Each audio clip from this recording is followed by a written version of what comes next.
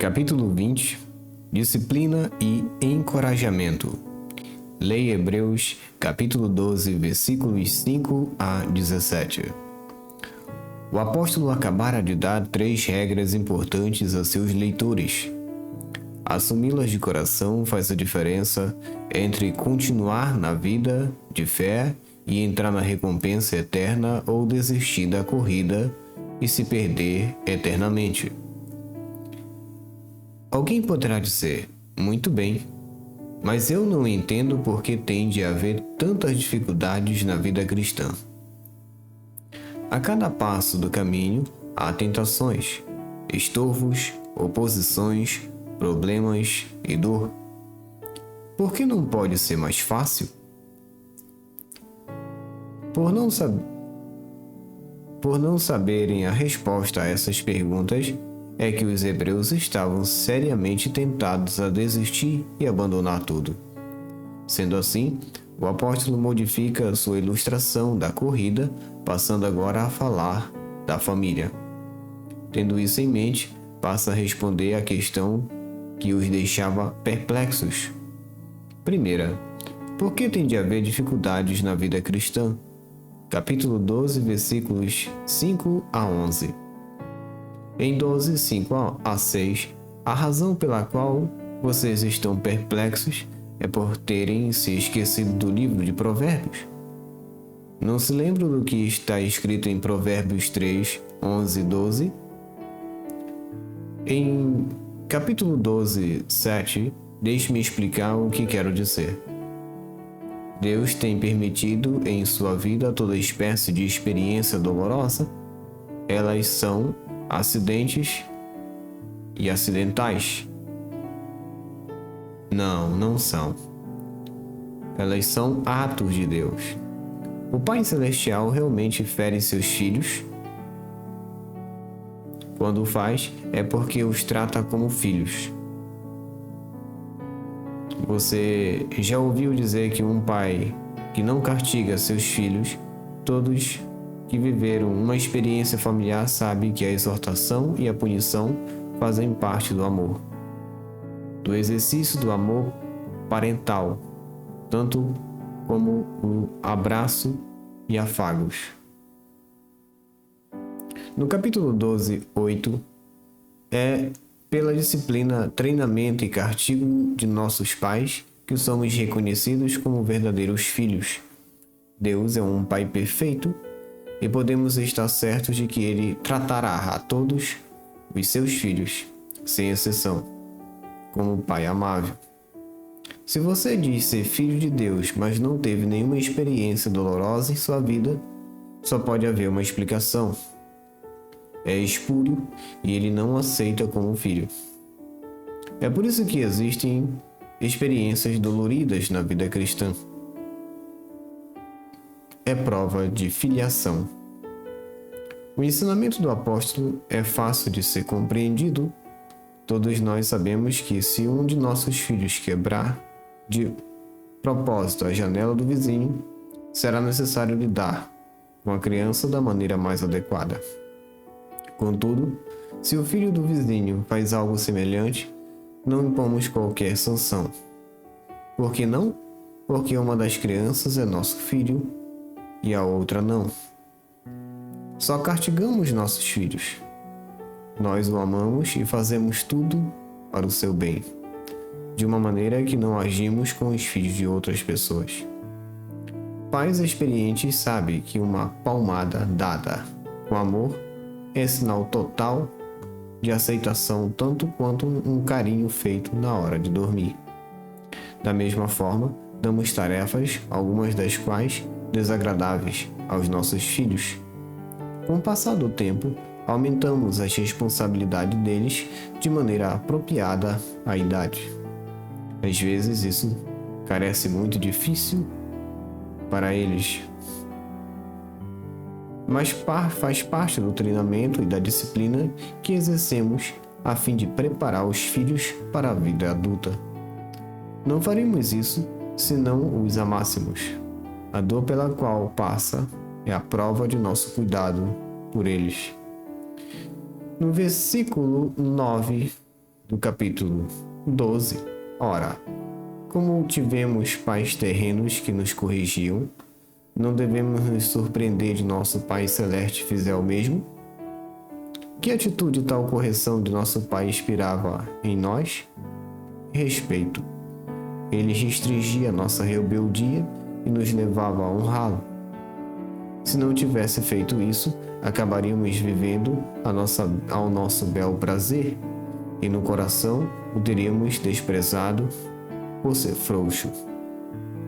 Se o efeito dessa disciplina foi assim, quanto mais o será quando o Pai Celestial nos disciplina. A disciplina terrena nos faz bem. A disciplina do Senhor, portanto, não é algo contra o qual devamos lutar, murmurar ou nos ressentir. É algo a qual devemos nos submeter. Devemos atacá-la com apreço. É para nosso bem. Com ela, aprendemos não só como viver e evitar erros fatais. Ela nos dá vida. No capítulo 12, versículos 10 e 11, contudo, há diferença entre as duas disciplinas. Nossos pais terrenos impunham a disciplina e o treinamento sobre nós temporariamente. A sua disciplina não era perfeita e às vezes exerciam-na com suas próprias necessidades, porque haviam sido incomodados, envergonhados ou simplesmente queriam um pouco de sossego. A disciplina de Deus nunca é assim. Deus exerce a disciplina em nós, visando sempre nosso benefício. Sua intenção única, sempre e cada vez, é que tenhamos um caráter como o dele, santo. Quer a disciplina seja imposta por pais terrestres, quer pelo Pai Celestial, nenhuma disciplina é apreciada na hora que acontece. Muitas vezes, o filho reage com ressentimentos, acusações. Você não gosta de mim, ou lágrimas, mas o resultado final faz com que valha a pena. Nós que formos treinados pela disciplina do Senhor, tal disciplina produz fruto pacífico, fruto de justiça. Essas pessoas tornam-se tratáveis com o próximo, vivendo corretamente e em paz, tendo um arcabouço de valores certos para suas vidas. É o que a disciplina de Deus produz e a razão pela qual a podemos desprezar. Não podemos desprezar a disciplina do Senhor, nem desanimar quando ela nos sobrevém. Devemos, em vez disso, submeter-nos a ela e considerá-la como prova convincente de que Ele nos aceita como seus filhos. Pois quer tão somente o bem, devemos ver especificamente que Deus a designou para desenvolver em nós um caráter santo. Estou certo de que todo leitor concordará comigo que esse é um parágrafo muito desafiador. Compreendemos por que tem de haver dificuldades na vida cristã e como reagir ante tais duras experiências, como enfrentar perseguição, doença, decepções, obstáculos e problemas. Se guardarmos esse ensino no coração, jamais veremos essas coisas da mesma maneira? Será óbvio seu efeito na nossa vida. Este é o ponto que o apóstolo agora passa a ressaltar. Segundo, os efeitos que estes ensinos devem ter sobre nossa vida. Capítulo 12, versículos 12 a 17. A disciplina de Deus deverá ter 3 efeitos em nossa vida. Para entendermos melhor este fato, devemos a ilustração da família e voltemos aos atletas de 12, 1 a 4. Primeiro, não ceda ao desânimo, versículos 12 a 13. 12, 12. Enquanto lhes escrevo, ainda estão na corrida, mas quando desistindo, ou mais quase desistindo, está difícil, são inúmeros os problemas, as dores estão crescendo. Estão prestes a entregar os pontos. As mãos estão abaixadas. O passo perdeu o vigor. As pernas estão trôpegas. Levantem as mãos. Endireitem-se. Ânimo. Essas dificuldades não são para nos derrotar, mas para nos fazer homens e mulheres conforme Deus quer. Temos uma escolha: ressentir-nos da disciplina e desistir, ou encará-las como sendo aquilo que Deus quer que seja. Em 12:13, aí estão vocês, trópegos, e chegando perigosamente próximos a zigue-zaguear para fora da pista. Parem com isso e corram direito. Vocês começaram a vacilar, mancar e ficar com o coração dividido na vida cristã. Se continuarem assim, logo estarão torcendo o tornozelo, deslocando algum tendão ou distendendo alguma coisa. Aí será mesmo o fim da corrida para vocês. Ao invés disso, joguem fora essa atitude de perdedor que tomou conta de vocês. Não é tempo de desanimar. Não e não. Pelo contrário, deixem que as dificuldades atuais nos ajudem a se recompor para a vitória. Prossigam e o tornozelo dolorido logo ficará bom. Muito em breve vocês correrão como se deve. Há somente duas atitudes diante dos problemas. Uma nos arruinará e a outra nos afastará. Qual será a nossa atitude? Perseguição, doença, frustrações e desentendimentos atinge a todos, como também milhares de outros sofrimentos. A teoria tem de ser vivida na prática. De hoje em diante, qual será a sua atitude? Segundo, corra em frente. Versículo 14. Nos capítulos 14, versículo 14, o que dói nesse momento? Não vejam isso como motivo de desânimo ou desistência. Vejam como um momento de dar um salto adiante. A provação veio para lhes fazer bem. Decidam tirar proveito dela. Determinem que, sendo ela para um avanço em santidade, vocês a utilizarão exatamente para isso. Está ali para abençoá-los, não para arruiná-los. Não tratem o sofrimento como mestre cruel, mas como servo útil. Sim, aproveitem para dar um salto adiante. Existem duas questões específicas em que nos concentrar. Muitos de nossos problemas vêm das pessoas. Elas nos ferem, perseguem e testam nossa paciência até o limite. Aproveitem este tempo para aprender a viver em paz com as pessoas. Deus mandou a aprovação através das pessoas para que vocês aprendam a viver bem com o próximo e a serem mais afáveis, razoáveis, compreensivos, carinhosos, altruístas e atenciosos.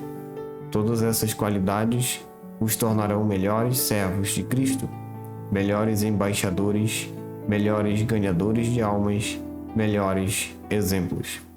Utilize os problemas que advêm dos relacionamentos com pessoas para desenvolverem exatamente tais qualidades. A outra coisa em que se concentrar é na santidade do caráter. Na vida, existem pensamentos, motivações, atitudes, hábitos, prioridades, amores, ódios, confiança, opiniões e muitas outras coisas que entristecem o Senhor. Ele nos envia essas experiências dolorosas para que percebamos a falsidade de muitos desses pensamentos, ações e atitudes. Nossa mente não está sintonizada com a dele, e na dificuldade percebemos isso mais claramente. Em tudo, aprendam a ser santos. Saibam o seguinte: o progresso em santidade não é opcional, mas absolutamente necessidade, pois sem ela ninguém, absolutamente ninguém mesmo, verá o Senhor. Vocês não terão progredido em santidade? Então é porque estão fora da corrida, a menos que se arrependam. Sem santidade, vocês jamais alcançarão a linha de chegada da corrida, nem desfrutarão do prêmio.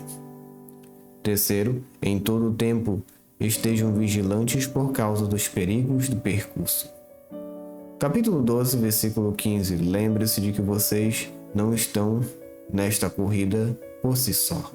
Não fique de olho apenas em vocês mesmos, mas prestem muita atenção ao resto do grupo.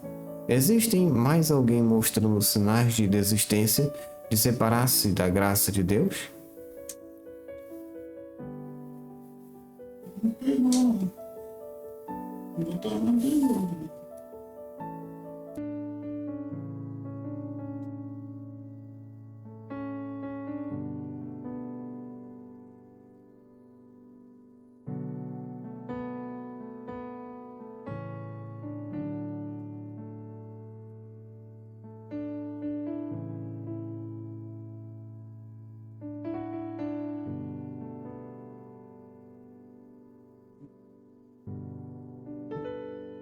Não, eu coloquei para reiniciar, que o bicho tá doido.